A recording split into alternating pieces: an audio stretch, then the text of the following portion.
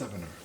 Special thanks are also due to the convener of the subgroup Civil Law of EJTN, Madame Arantxa Almada Lopez. I also would like to express my sincere appreciation to the moderator of the seminar, Mrs. Florence Bourcy, who is one of our experts in international affairs. And last but not least, I would also like to thank my staff and Mrs. Sarah Sipos, project manager at the EJTN Secretariat, for organizing this seminar and for the fruitful and close collaboration. Mrs. Sipos will inform you now on the practical further details of the seminar. Ladies and gentlemen, I am afraid that I cannot stay, but I wish you all a very fruitful seminar. Thank you very much.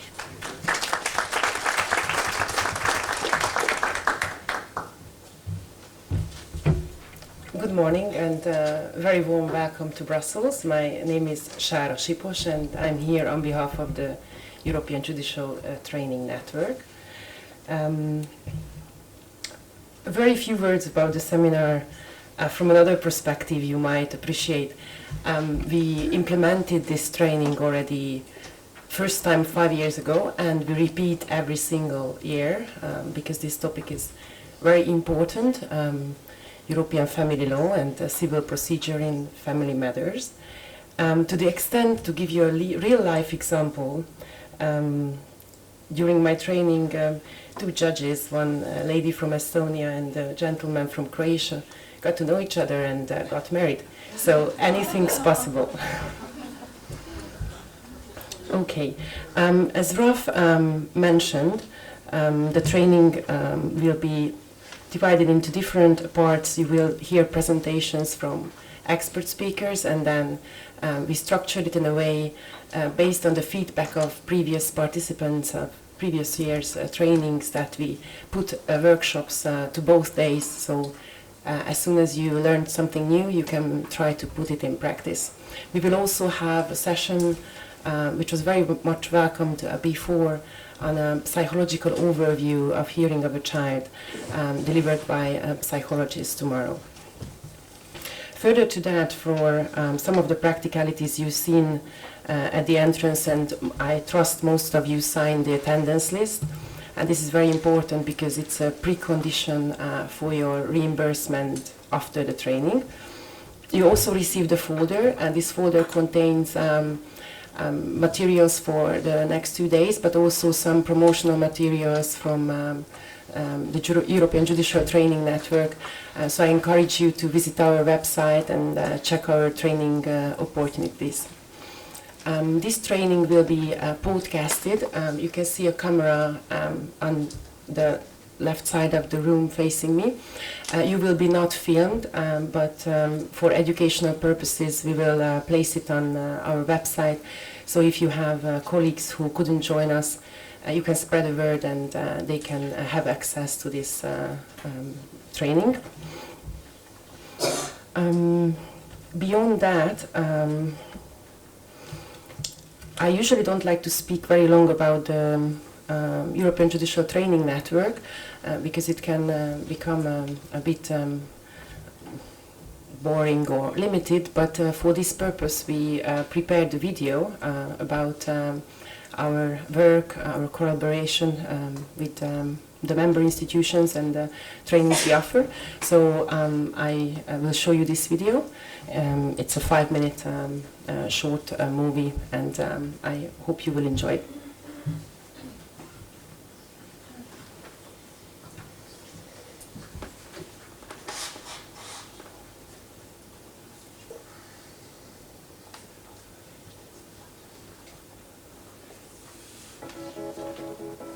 The European Judicial Training Network coordinates innovative training programs and resources in EU law and serves more than one.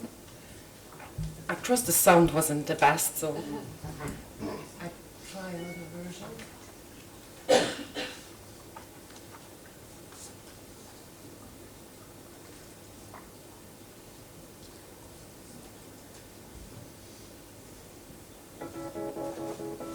The European Judicial Training Network coordinates innovative training programs programs and resources. I think we have a bit of technical issues, so we put the training aside for the time being.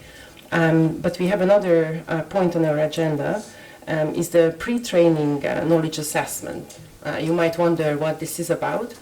In your folder, you will find a paper which says Thursday, 6th of June 2019, pre-training knowledge assessment. It looks like this. It's only black and white because I have a different version. And if you would be so kind to take that sheet out.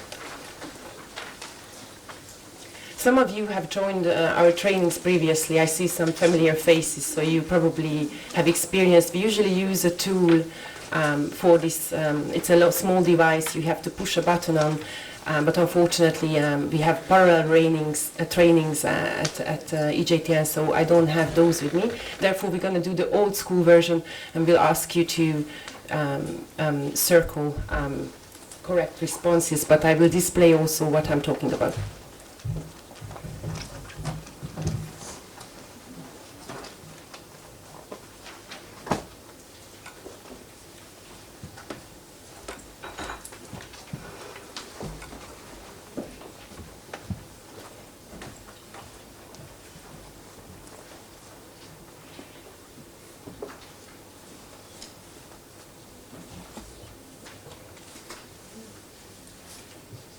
So, if you are ready, you see the first question, which is jurisdiction in matrimonial matters, the topic. So I will read the question. The Article 3 of Brussels 2bis regulation provides for several grounds for jurisdiction for divorce. If more than one are met, are the spouses free to choose among them, or does certain hierarchy apply? So answer A is the applicant is free to choose, or B, there is a hierarchy among grounds for jurisdiction in Article 3. Only when the former cannot be met, jurisdiction can be based on the following criterion. So whichever response you deem more relevant, please circle just A or B.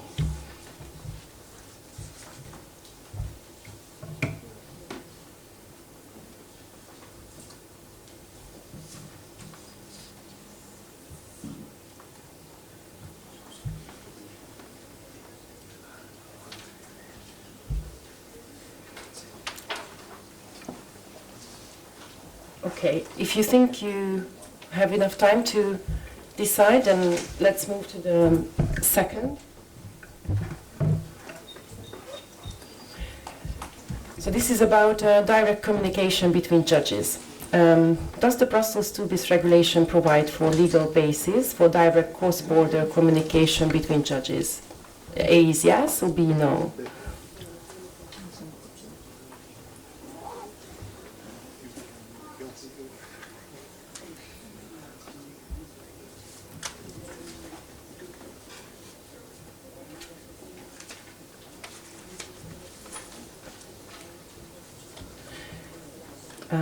Third question, recognition and enforcement of judgments in matrimonial matters. The topic, so what is the basic principle of recognition of a judgment under the Brussels 2bis regulation? A, judgments given in one member state have to be recognized and are therefore subject to be evaluated on the basis of refusal grounds. B, judgments given in another member state do not require any special procedure to be recognized.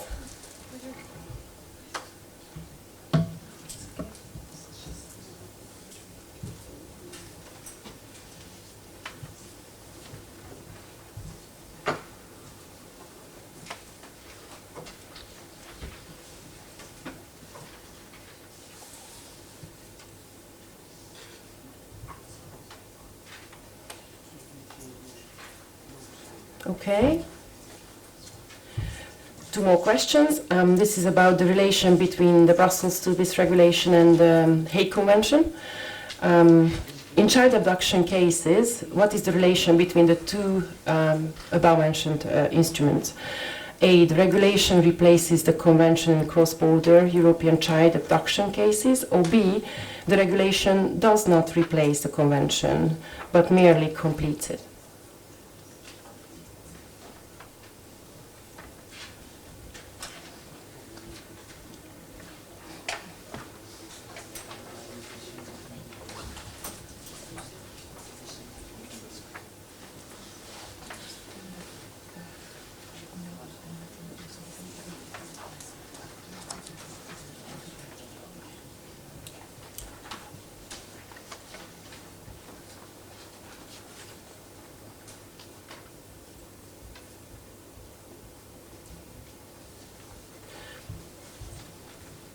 And the last question is on cooperation between courts and central authority.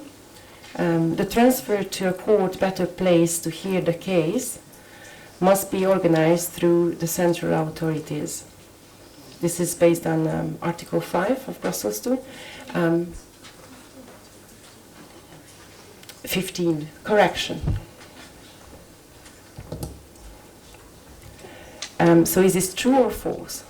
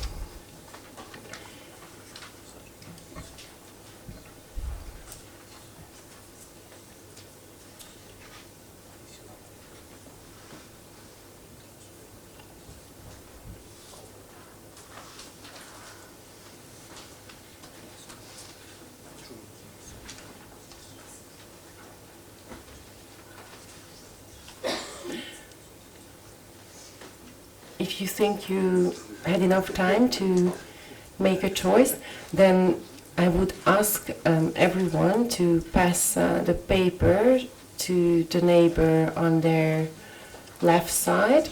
So at the end of the tables I can collect it easier, because sometimes this paper gets lost if I ask to put it on the registration desk, and I will need them later. So if you could just pass, and then I will pick it up at the end of each row.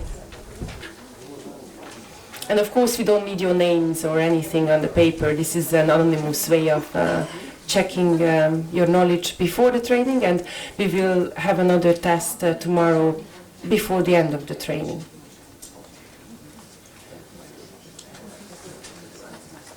Yeah, if you could just pass, and then I can easily collect at the end. Yeah, thank you. Very kind of you.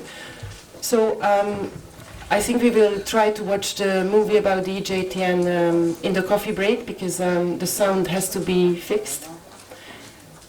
So I give back the floor to our moderator, Ms. Florence Borsi, who is an attaché of international affairs here at the Belgian Training Institute. Thank you, Sarah. Welcome to everybody.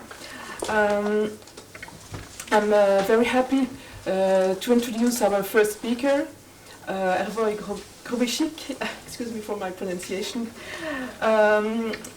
He has served as an official of the European Commission, DG Justice and Consumer in the area of private international law since 2014, and in particular in family law.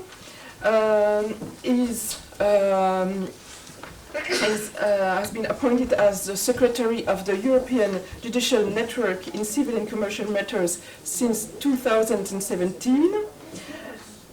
And in his position as Secretary of this civil network, he works closely with civil and commercial law judges on issues of application on EU law, and particularly on issues having a practical component and relating to e-justice.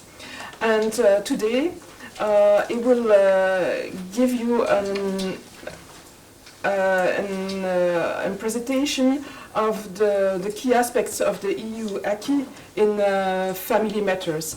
And as you know, this matter and is really important because we are going to have new rules relating to the Brussels 2A regulation, because as you may know, the Brussels 2A regulation has been revised these last years, and its adoption is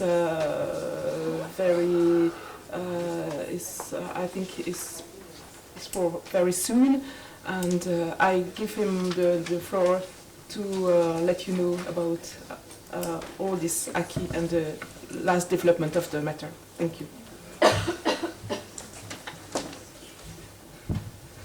Thank you so very much, Florence.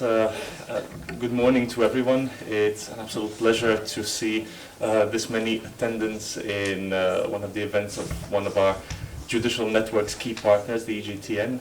As Florence was so kind to introduce me, my name is Herwoj Grubisic. I am the currently serving Secretary of the European Judicial Network in Civil and Commercial Matters, which actually puts me in a good place to give you a bit of an overview of the cycle of the European family law, especially considering that, well, I've had a look at your agenda. You will have many specific points in this area later on.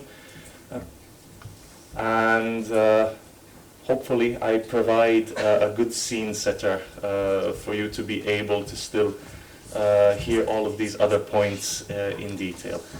I apologize sincerely. I did have a presentation, but there was a very small issue.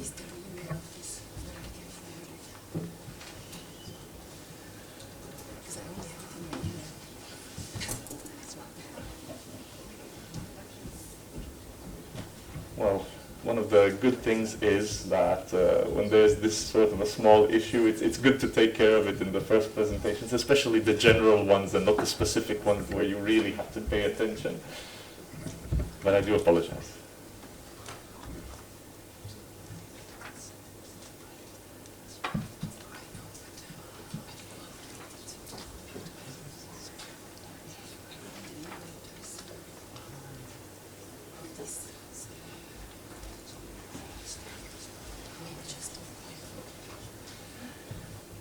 Well, if you'll excuse me, I will start presenting now, even though my presentation will be ready in some 2 minutes, which is not that bad actually, because me having the first substantive spot on the agenda means that I can start from the very beginning, and actually it would be quite useful to do so. So, the story of European family law, it actually starts with a document which celebrates its 20th anniversary this year, and which is the 1999 European Council Tampere conclusions. It was in these conclusions that for the first time ever, the European Council, the European legislators, actually realized that the EU as it is conceived, so as basically a market, which is the most general term in which you can describe the EU, does not really work without family law being addressed in its acquis in some way. And why? Well, all of you will know from your studies, from your work, that the basic pillars of the EU rest on the freedom of movement. So it's not just goods, it's not just capital, it's also workers and the services that they provide. However, we can't really talk about the freedom of workers to move throughout the European Union if we do not provide the freedom of the workers' families to accompany them, the workers' obligations and rights, which are made part of judicial decisions, perhaps on maintenance, perhaps on parental custody. If these cannot follow them in a cross-border situation as well. And it was in 1999 that the legislators realized that there needs to be a cycle which addresses this issue, which completes the idea of Europe without borders, which completes the principle of free movement. And it was in the year 2000 that a concrete program was put in place outlining the instruments that needed to be adopted in order for this cycle of civil justice instruments to be completed. And indeed, this cycle composed firstly of maintenance instruments, of parental obligations instruments, of instruments relating to successions, and instruments relating to the matrimonial property and the property of registered partners. I know that, well, I've had a look at the attendance lists, and I know that some of your respective member states, you don't really have the instinct of grouping succession law together with family law all the time.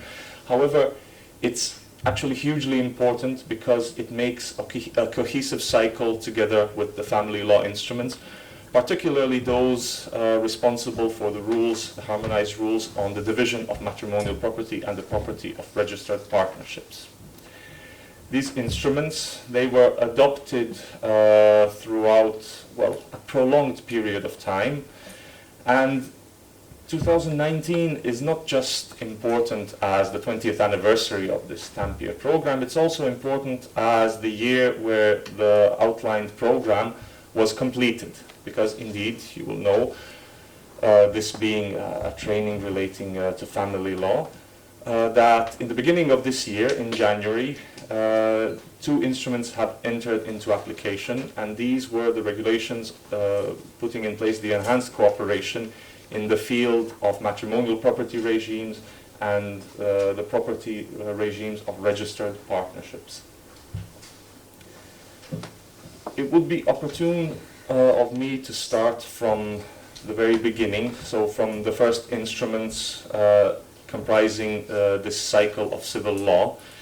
And actually, the very first instrument which was adopted, which related to family law and where we can start talking about European family law, is the Brussels I regulation, which most of you, if you've dealt with international issues, know that it's really the flagship initiative of DG Justice and the European Commission in regards of civil justice acquis. Why is that? Well, that's because this instrument is not just an instrument providing harmonized rules on jurisdiction, recognition, and enforcement when it comes to civil and commercial decisions, even going so far as to include labor law in a part of its scope.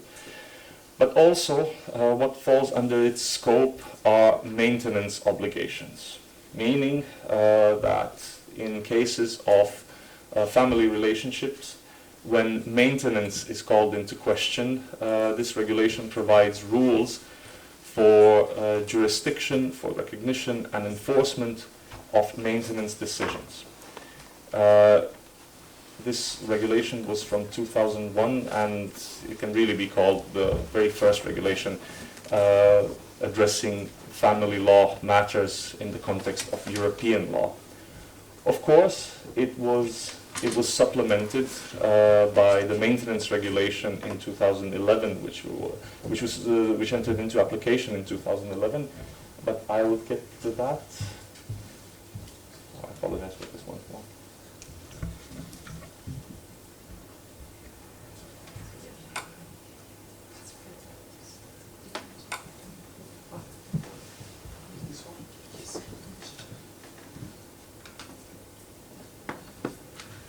Well, and it's quite opportune that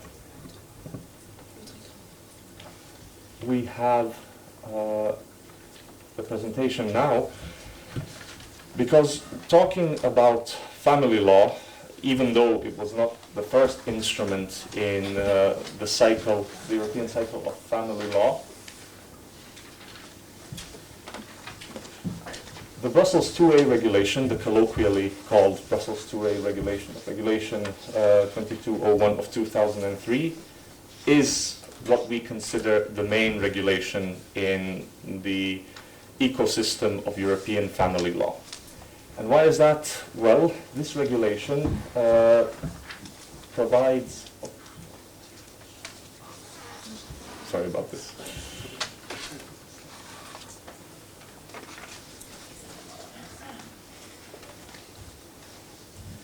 Well, this regulation, as I was saying, provides rules on jurisdiction and enforcement and recognition of decisions in cross-border situations which relate to matrimonial matters and parental responsibility matters.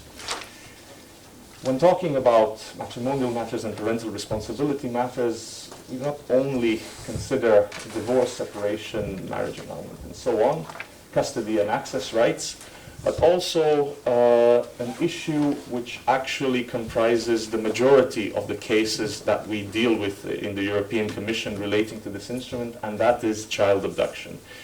You've touched upon child abduction now in some of the last points of the previous agenda point, and you will see as we talk about the evolution of this instrument that it really is one of the key points of European family law.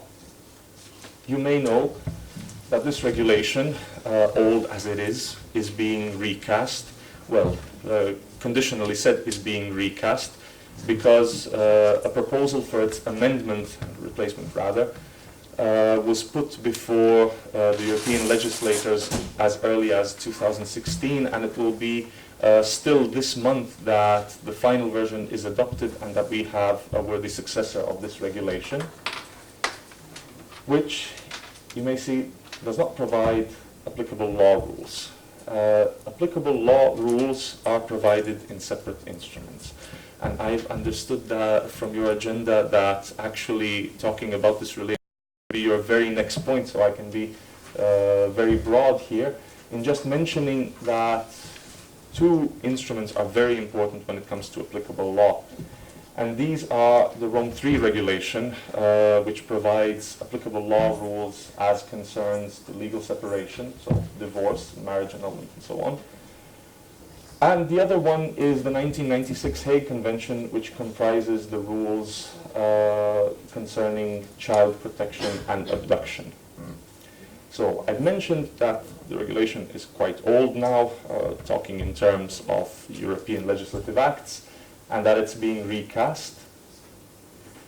And actually, many things are being, well, let's say, improved when it comes to the recast of the Brussels IIa regulation. So one of the most important things is that certain rules on international child abduction will be more concretely outlined, particularly concerning the deadlines for the taking care of applications concerning international child abductions and the initiation of cases in this area. This goes actually hand in hand with one of the latter points that I've put down in this slide, which is enforcement of judgments. Because when it comes to enforcement of judgments and the initiation of proceedings in general, this was one of the biggest problems of the old regulations, of the old Brussels IIa regulation, which was noticed, and that was that not all member states had the same understanding of the temporal limitations placed by the regulation. So while the old regulation did have an obligation to initiate proceedings, inform parties, and deliver decisions in a given timeline, some member states took this to understand as these deadlines started, well, either when a central authority was seized with an application. Some understood this as meaning that the deadline started when the court was seized with an application, and some understood it as meaning that the deadline started when the court actually not received the application, but when the court started working on the application, opened the case, so to say. This was highly problematic because under the old Brussels IIa regulation, we've had many cases, and I would actually say that a majority of cases concerning enforcement of judgments and indeed initiation of proceedings in some cases would take a year and above. Even in some member states, the median even being 2 years. This regulation has addressed this in providing very concrete deadlines when it comes to dealing with these cases, particularly when it comes to enforcement. a very easy to remember system was adopted, a system of 6 weeks, 6 weeks, and 6 weeks, meaning that when a court is seized, the court has 6 weeks to initiate proceedings, 6 weeks to inform the parties, and to proceed to next steps of the proceedings. This is set out in a very clear and concise way, hopefully resulting in better case handling when it comes to European cases and international cases in general. Another hugely important thing which is looking to be improved by the new regulation, which will be adopted still this month, are provisions on the hearing of the child. Thus far, we didn't really have concrete rules obliging courts to hear the child. And the map, the topography of these provisions on the hearing of the child in the various member states was so diverse that some member states had a principle not to hear a child since they considered the child at a certain age not to be mature enough to be heard, while other member states took the possibility provided under the regulation to refuse the recognition of some decisions on the principle of public policy when the child was not heard. So it was public policy in some member states that such decisions cannot be considered as complete. This has been addressed in providing a concrete obligation on the hearing of the child. What does this mean? Does this mean that every child needs to be heard in every single proceeding? No. There still is a provision which allows judges to have, let's say, a judgment call to assess the maturity of the child, and together with some of the other actors which may be involved in the proceedings, psychologists in many member states, can make a call whether the child is fit to be heard or not, but this has to be, of course, be reasoned. And that actually puts us in a very interesting situation, because on the recognition of decisions, it's not just the substantive part of the decision which is now being recognized in the member states, but also the reasoning on potentially not hearing the child, which actually means that a much broader scope is taken into consideration in the recognition of these decisions. Another, and I would say flagship feature of this recast initiative was the one on the enforcement of judgments. You may know that European law instruments in the field of civil and commercial law, including successions and family law, one of the main things is the abolition of exequatur. The abolition of exequatur has long been understood as being an unnecessary formality, particularly when an instrument, such as many do, provide, well, let's say, control mechanisms at various stages. I've already mentioned that the old Brussels 2A regulation had the possibility to refuse recognition of decisions for certain types of decisions or for certain reasons. This is still true. There still are, let's call them, safety nets when it comes to the refusal of taking these decisions on and giving them life in the context of the national system of a given member state. However, as a matter of principle, the exequatur as a mere formality has been abolished for the purpose of the recast Brussels 2A regulation in all cases except one. If you've ever dealt with international abduction cases, you may know that exequatur and these safety measures where recognition or enforcement can be refused are not present in all cases. Namely, when there is a decision ordering the return of a child, and under the 1980 convention, the Hague Convention, when there is a possibility to refuse such an order to return the child, there was a so-called fast-track system, meaning that such a decision did not have exequatur placed on it as a formality, but did also not conform to a broad scope of safety mechanisms providing for the possible refusal, let's say, of this decision. Since this is a much faster way of giving life to these sorts of decisions than a mere abolition of exequatur but placing on protective control measures, the abolition of exequatur was not taken up in these cases. So in cases when the order on the return of the child is being refused when it's allowed to be refused under the 1980 Hague Convention. Another hugely important aspect were the rules on the placement of a child in another member state. We've had in the Commission, and many of the judges that we've had contact with, the biggest situations that these provisions are used. They're most oftenly used when a child is being placed in another member state for educational or protective purposes, as well as, well, let's call them penal reasons. That would be when an underage child needs protection or rehabilitation in the context of criminal proceedings initiated in a given member state. However, what we've noticed in the last 2 or 3 years was a significant increase of cases which do not fall under either of these chapeaux. And we've actually seen a number of cases involving the placement of a child where the child is a migrant which was found unaccompanied in a given member state and then needed either to be returned to the member state of the entry into the union or needed to be reunited with his parents or other relatives which perhaps had habitual residence in some of the other member states. For this reason, it was seen that the provisions on the placement of a child had an increasing importance, and concrete rules were put in place, particularly when it comes to the procedure of placing a child. There are now concrete rules which outline the need for the court desiring to place the child to consult authorities in the member state of the placement, and deadlines for the authorities of that member state to reply and the child to be placed.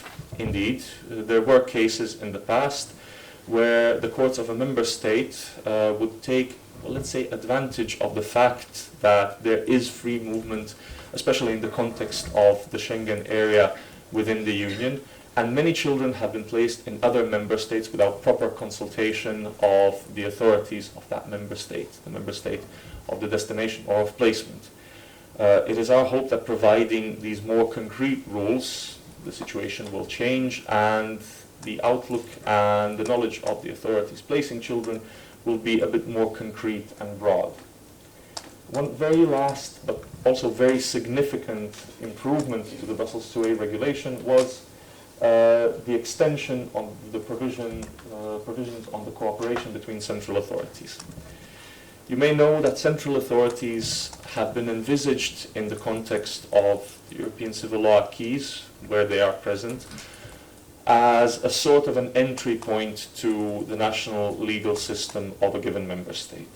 Meaning, when a court needs to, for example, have access to a given case in a member state, when a party needs to lodge an application, and in many similar cases, this would have been done through the central authorities, which also had obligations under the 1980 Hague Convention. This is all fine and well. However, in some other instruments which came a bit later, which had broader provisions, it was noticed that the central authorities actually functioned quite well as a provider of legal aid. Well, let's say not legal aid in the context of representation in the court, but let's say soft legal aid. Legal aid in the context that they could provide advice to the parties, that they could lodge applications for the parties and follow these applications as they move through the member states, and going so far as to say that the central authorities, particularly under the maintenance regulation, had a possibility to contact the various authorities of their own member state, and that there was a soft obligation of these authorities to provide information when they had such information. Why is this important in the context of the Brussels IIa regulation? Well, this is particularly important because when we're talking about central authorities as a potential hub for information for cases which deal with parental abduction of children, this becomes hugely important because it's not just the civil and family law courts that have information in these cases. In many cases, it's the criminal law authorities, and hopefully making the central authorities a hub for information and a trusted authority that parties and courts can turn to. Hopefully, this will provide a more effective sharing of information, evidences, and, well, let's say, case handling in general when it comes to these very difficult cases. I've put down adoption to be finalized in 2019, but actually it was a few days ago that my colleagues back in DG Justice announced with great pride that it will actually be this month. And I ask that, even though you will be looking at the various instruments in the family law ecosystem in greater detail throughout these 2 days of judicial training, I would ask you to have initiative in keeping an eye for the publishing of the final recast of the Brussels 2A regulation, it being a regulation of such importance. I've mentioned the maintenance regulation, and I realize that my point does focus in general terms on one regulation comes to another and so on. But why is this important? This is important because these regulations form well, I've said a cycle, and it's not by accident that I've chosen this word, because they have quite significant interactions between each other.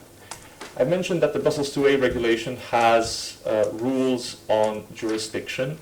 Well, those rules on jurisdiction do benefit from the rules on jurisdiction comprised in the maintenance regulation, which answers questions concerning jurisdiction, applicable law, recognition and enforcement, and cross-border maintenance obligations.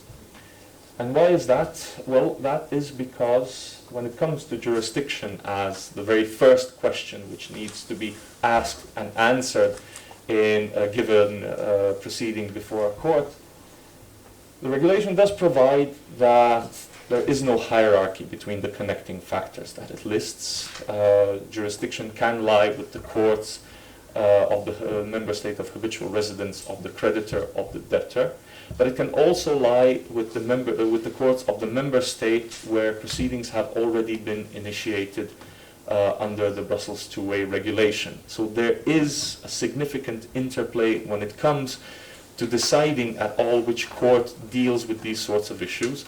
And this was, of course, taken on board in understanding and evaluating the fact that maintenance does not come on its own.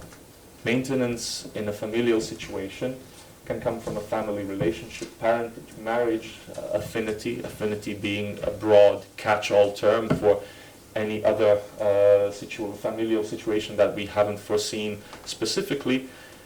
But it also understands that maintenance comes most often when there's a dissolution of a marriage, when there's a divorce, when there's a decision on the granting of custody over a child to one of the parents, or the changing of custody, and so on. And in recognizing this principle, the very first concrete rules in the regulation actually recognize it by tying and aligning the regulation with the Brussels 2A regulation. However, the maintenance regulation, it can be quite a headache, because it's not just the Brussels 2A regulation that it's closely aligned to. It forms a very robust system with the 2007 Hague Convention on Maintenance Obligations, to which it has a parallel and even some crossover when it comes to dealing with old cases. I say old because the regulation can be applied as concerns recognition and jurisdiction to cases which have been initiated and decisions which have been rendered before the regulation has even entered into application. However, for all of those cases which still fall outside of these provisions, the 2007 Hague Convention, which has almost identical rules to the regulation, covers all cases where a decision has been rendered, regardless of the time of the handing down of the decision, just as long as recognition and enforcement, or just enforcement, have been requested after the member state where it's being requested has become a party to the convention. So it's quite a dense ecosystem that is being created between these European regulations and their parallel Hague conventions. I should also mention the 2007 Hague Protocol, which is important for two reasons.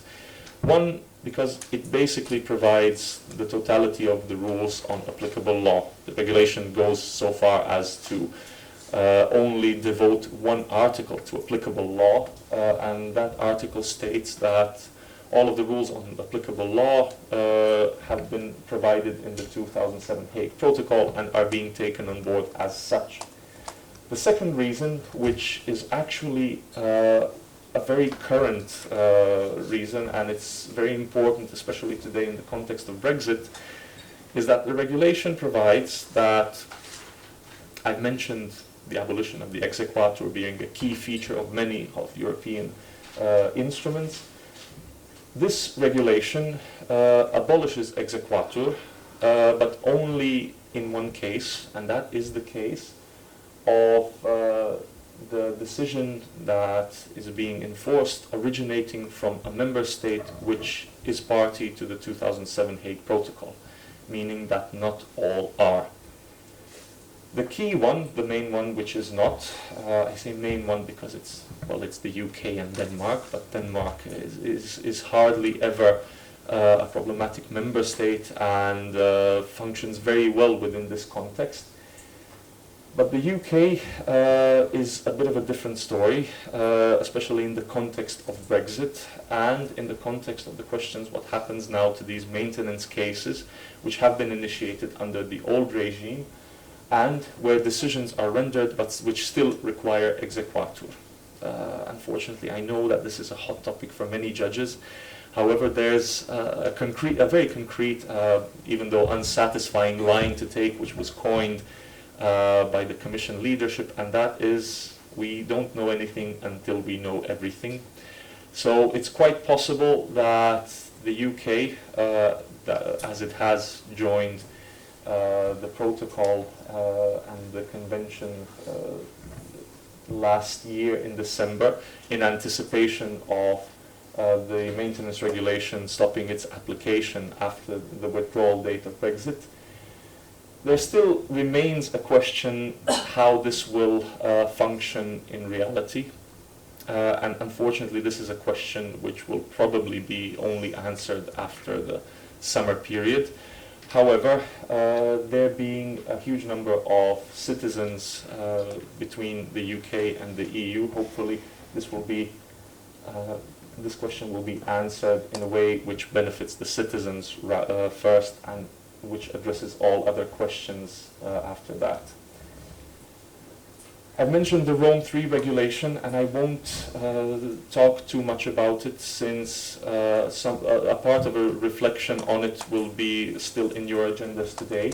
I will mention, restate actually, that it provides applicable law rules in cases relating to separation, annulment, and divorce. However, one other thing which should be mentioned is that not all member states actually apply this regulation. It's a regulation enacting enhanced cooperation, meaning that only 17 member states take part in this regulation. What does this mean? Does this mean that we have a Europe of two tracks and that there's severe roadblocks or negative aspects for those member states not participating? No, these member states still do apply their own conflict of law rules in this regard.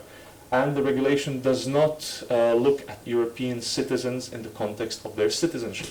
Indeed, a citizen of a member state not participating in this regulation, having habitual residence and having established a life somewhere else, can go before the courts of a member state, which does participate in this regulation, and the courts of that member state will be applying its rules.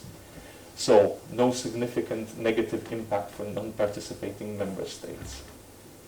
I would still mention that the regulation does not apply to private divorce. This was particularly a question in this so-called Sayuni case, C372 of 2016, which had actually a question of a religious divorce and its status as concerns the recognition rules for divorce and the circulation for such a decision on divorce in the EU. it was decided that the regulation does not apply to such divorces not guaranteeing the safeguards that divorces before, for example, courts may guarantee. I would not still hinge on this regulation, but I would urge you to have a look at this very interesting decision, and actually a key decision in the context of the Rome III regulation. I come now to the issue of successions. And that is a matter which some of you may not have dealt with, depending on the categorization that your national legal system may have when it comes to successions. However, I've said it already a few times, and I'm going to say it a few times still. All the regulations which I've listed so far, initially in the first few slides, and which we'll have a look at now, do form a living, breathing system, a cycle, and they do have significant impacts on one another. And it's not just because successions are hugely important for their monetary context. Indeed, it was seen in one of the studies leading up to the adoption of this regulation that the value of successions every year in Europe is actually somewhere around 120 billion euros, meaning that this regulation does have a very significant aspect when talking about Europe as a market of goods, let's say. But also the regulation does have an impact on some of the other regulations, most notably the ones dealing with matrimonial property. In order to be effective in talking about a divorce and consequently the division of matrimonial property and consequently maintenance issues as well, one needs to know what exactly falls under matrimonial property. In cases of death, what can be inherited, and so on and so on. Meaning that there really is an importance in having a look at all of the instruments comprising the cycle when such a question arises. The regulation has been applied since 2015, since August, and it answers the questions of jurisdiction, applicable law, recognition, and enforcement of decisions in cross-border succession cases. And it actually adopts the principle of one law, one authority as the guiding principle, regardless of the nature of assets, the location of assets, and so on. Meaning that one connecting factor will be used to determine jurisdiction and applicable law. And this is, one needs to consider that there is a disposition of the parties when it comes to these issues. Provisions on this are present in the regulation. However, the main principle establishing the one law, one authority principle is the last habitual residence of the deceased person. The regulation also foresees the possibility for the testator to plan by choosing the national law as the law applicable to their succession. Of course, this still goes so far as to recognize the right of the party to have a say in their own succession. However, if the deceased has made such a choice still may be changed if all the persons which comprise the inheriting parties do so agree following the opening of the estate of the deceased person. Another key issue is that the regulation establishes the European Certificate of Succession, and many of you come from member states which actually have national certificates of succession. However, these certificates of succession do fall under the regimes for recognition of national instruments.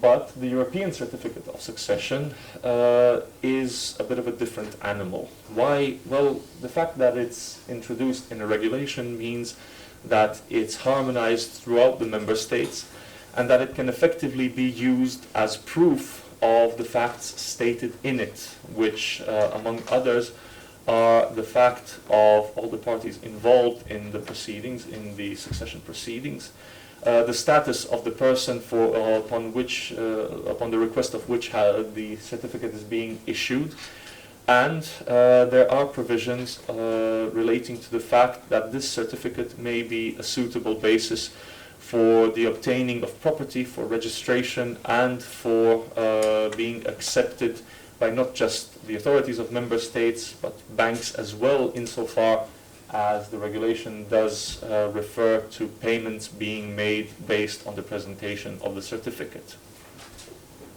However, not to go too much into the issue of payments of banks and so on, we may as well move on to, well, let's say, regulations which, since the beginning of this year, have been the star of the show in many events dealing with European family law. And these are the last regulations completing the 1999 Tampere program. These are the regulations on the division of matrimonial property and the property of registered partnerships. These have been applying, I've said already, as from January of this year in 18 member states, meaning that as with Rome III, we do not have the participation of all member states, which is unfortunate, however, which can be understood in the legislative phase of adopting these two instruments. There was some sort of political perturbations present, because I've mentioned registered partnerships, meaning that in many member states this is going to relate to same-sex unions, in those that recognize same-sex marriages as well. And this has proven to be a relatively problematic issue for some member states. Even though the regulations do not have a definition of marriage, this still remains under the sovereign rules of the member state to decide what marriage is and which types of registered partnerships will be present under its national law. However, the end result, unfortunately, in the end, was that we only have 18 member states participating in the application of these two regulations. A positive side, let's say, is that these member states are, well, quite large member states, and that we actually have a participation of some 70% of EU population when talking about the representation under these regulations. The regulations govern jurisdiction, recognition and enforcement. However, unlike their, well, let's say, parent regulation, Brussels IIa, they also govern applicable law in the cases falling under the scope of these regulations. And they enable the full operation of the regulations dealing, well, with divorce and successions, as already mentioned, showing that it really is hugely important to have broad knowledge and a broad outlook of all of the regulations comprising the European family law cycle when a family law related case comes across the desk of a judge. I mentioned partly when talking about Rome III the fact that there is no significant negative impact for non-participating member states. I'd like to repeat that again here, because non-participating member states still continue to apply their national rules concerning conflict of law. The application of regulations does not depend on the nationality of citizens, but rather on the location of the courts having jurisdiction, so whether it's a member state taking part in the application of the regulations or not.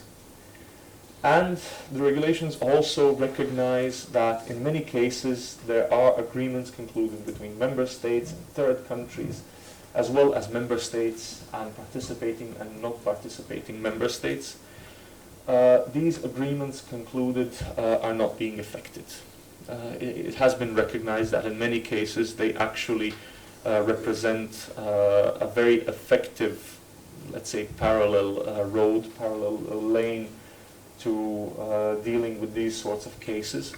And in recognizing this principle, an article has been taken aboard stating explicitly that these agreements are not to be affected by the provisions contained in the regulations. The regulations themselves actually govern all civil law aspects, excluding public law, of course. concerning the daily management and the sharing of a couple's property as a result of divorce or death or one of the couple's members. I've made a parallel with the Brussels 2A regulation, and I've made a parallel with the succession regulation thus far.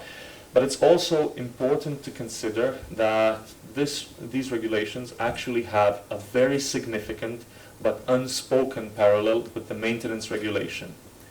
Indeed, when dividing matrimonial property, and this is only something which came up because my network, our network, the European Judicial Network in Civil and Commercial Matters, has very active members which have signaled that in many cases it's not always clear what the impact on the division of matrimonial property does to maintenance. Indeed, if a couple is so fortunate to have several businesses or several homes or luxury property between them, and this property is being divided, indeed, this still needs to be considered when maintenance is being awarded. Of course, it's your national laws which govern the calculation of this maintenance.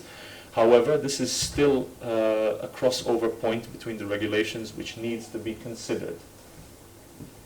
The regulations do not just cover the daily management and the sharing of property, they also cover the relationships between the couple's members, obviously, but also the couple's relations with third parties, where the couple had obligations, debts, or was a creditor in regards to a third party.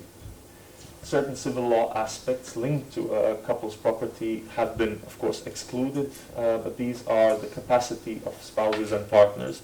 This is still under the remit of national law to decide on. The existence and recognition of a marriage registered partnership, as it was already mentioned. The fact that we deal with, well, let's say traditional, but also same-sex marriages, as well as the broad spectrum of registered partnerships that exist today in Europe, it does not affect the member states' sovereignty to decide on the definition of these, to decide what a marriage is, what a registered partnership is, and so on. Maintenance and succession have been excluded as such, even though there are touching points. Pension rights have been excluded as well as the nature of rights in rem and the recording in registers. Of course, the authorities dealing with these issues in the majority of cases will be courts. However, it was necessary to recognize, well, let's say, a novelty in these regulations, and that is the fact that the court is not the only authority which is going to be dealing with these issues. In many member states, divorce and the division of property may also fall under the remit of notaries as an authority having received, let's say, a mandate from a court or a mandate on the basis of a national law. And if acting as or on behalf of a court, notaries or other authorities which may be relevant in this context are subject to jurisdictional rules. So they are fully considered to be courts for the purpose of the regulation. There were cases in the past where authorities have been considered as courts for the purpose of the regulation, and they've attempted to act as courts outside, let's say, of the scope of the regulation. So we've had actually, before the European Court of Justice, we've had cases where, for example, notaries have tried to submit requests for the issuing of a preliminary ruling, which is only reserved for courts. Of course, they cannot be considered as courts for the purpose of this provision of the Treaty on the Functioning of the European Union, because their role as court is only limited to the regulation, granting them the possibility to be considered as courts. And talking about courts, it's absolutely necessary to touch upon jurisdiction, and the most important instance of these two regulations touching with other regulations, specifically the Brussels 2A regulation and the succession regulation, meaning that there are rules, general principles, which have been taken on board when talking about the jurisdiction to deal with these cases. However, there is a concentration of jurisdiction, meaning that jurisdiction shall lie with the courts dealing with succession issues or dealing with divorce or the dissolution of partnership. In the case of divorce, only in certain cases if spouses agree, and in the dissolution of a partnership if the registered partners agree.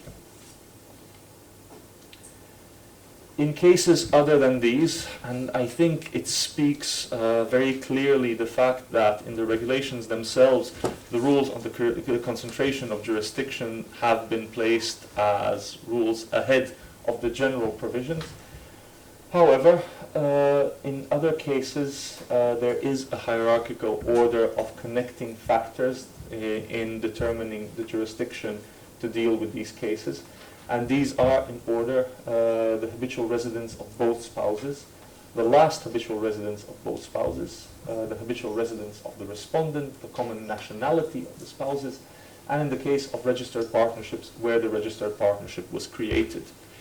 Indeed, this has been adopted as a principle, this hierarchy, in order to be sure that the court or the authority having jurisdiction to deal with these cases is really the one best placed and has the closest ties to the actual situation in the partnership or marriage. Other than in succession or divorce cases, spouses and partners still do have the possibility to exercise the disposition of their own wills. And that is the possibility to agree in writing to choose the court of a member state whose law is applicable, or the court of a member state where the marriage was concluded or the registered partnership created. This addresses actually a very concrete concern that was expressed when these instruments were being drafted, negotiated, and adopted, and that is the fact that not all member states have the same regimes for marriages. Of course, marriages are incredibly varied as concerns the understanding of the laws of the member states as to what they are.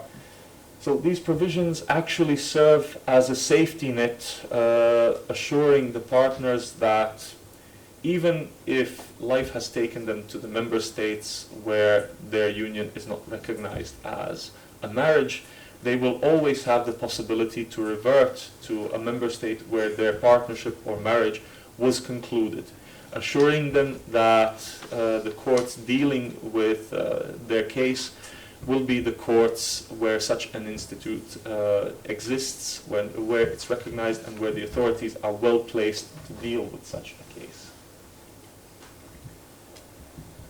The substantive law governing the couple's property regime, it remains the national applicable law, and the applicable law can be the law of a member state or a third country, meaning that when the connecting factors allow as such, the law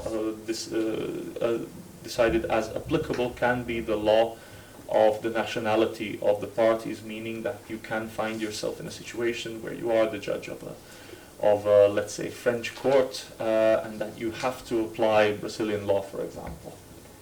Spouses and partners as well can also agree to choose in writing the applicable law, which can be the law of their country of residence, of both or either spouse or partner, the nationality of either spouse or partner, or the country where the registered partnership was created, again ensuring that the parties do have the benefit of reverting to familiar law when it comes to the fact that they've concluded their partnership in a given member state, which may have knowledge and provisions concerning such a partnership.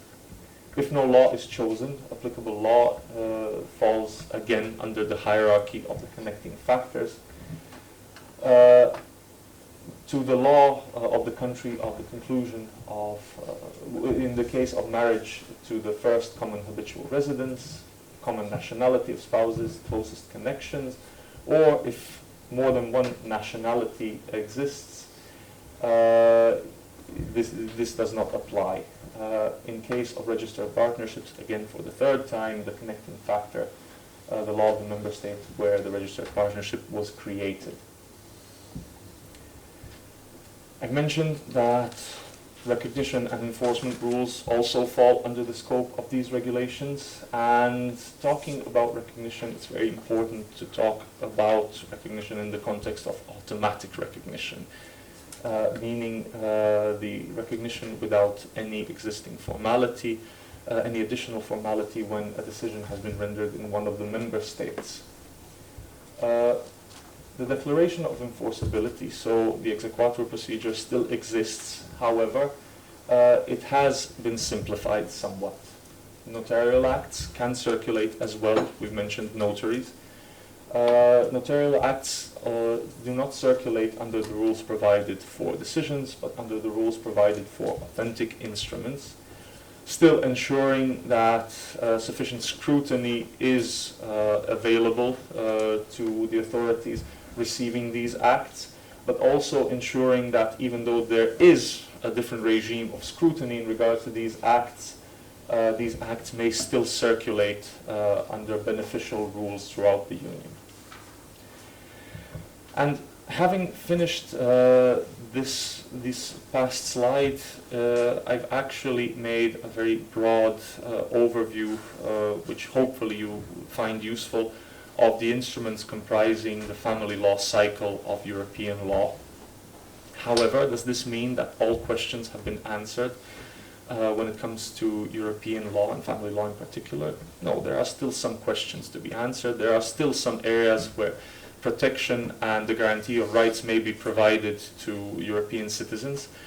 And while this is something that will be left to a future commission, and the fact that we still have to see how proactive or liberal or conservative the future commission will be, we will be possibly looking at a potential review of the operation of some existing instruments, most notably the maintenance regulation and the Rome III regulation on applicable law to divorces. However, there may still be some room for rules on the recognition of civil status between member states, which is still a significant roadblock to the freedom of movement of European citizens and their families, particularly when such banal things like the recognition of a name still does not fall under harmonized rules. Another area where some improvements still may be possible for a future commission would be a possibility for the adoption of an instrument governing the status of vulnerable adults. Such an instrument does exist on the level of the Hague Conference on Private International Law. However, still more potentially can be done in this regard. At this point, I would like to thank you very much for your attention. I would like to again express the hope that you found my presentation useful. And I am very much aware of the fact that I have quite a boring and monotonous baritone. So I would ask, if you haven't taken away much of what I've said and presented, I would urge you to make it, well, let's not say a daily exercise, but a part of your ritual to visit the European e-Justice portal. Indeed, the European e-Justice portal is, let's say, a one-stop shop for the justice-related needs of not just citizens, but professionals as well. The network that I have the pleasure of representing here, the European Judicial Network in Civil and Commercial Matters, has contributed to this portal with more than 10,000 individual pages on national rules and procedures relating to family law-related matters, as well as, I think at this point, 15 individual guides aimed at citizens and professionals that outline the operation of many of these instruments, many of commercial law instruments as well, but family law is well represented, I think. So that having been said, I would thank you again for your attention and wish you all the best and good learning opportunities for the rest of your agenda these 2 days. Thank you.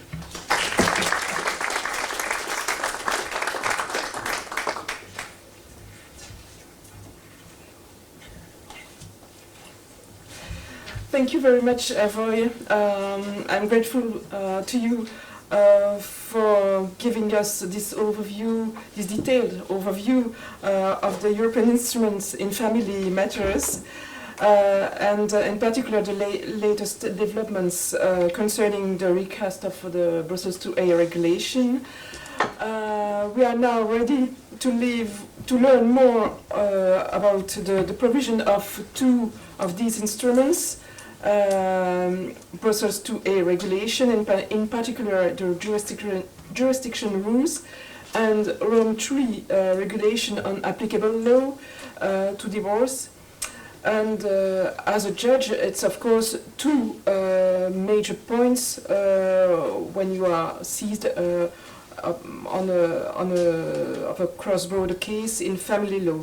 And this is why I have the great pleasure to welcome Mrs. Maria Torga, who teaches private international law, international civil procedure, and international family law at the University of Tartu in Estonia. She's also consultant for the Civil Chamber of the Estonian Supreme Court since 2008. She trained Estonian judges and judges from other EU member states under the auspices of the EJTN ERA and the Estonian National Training Institution since 2000.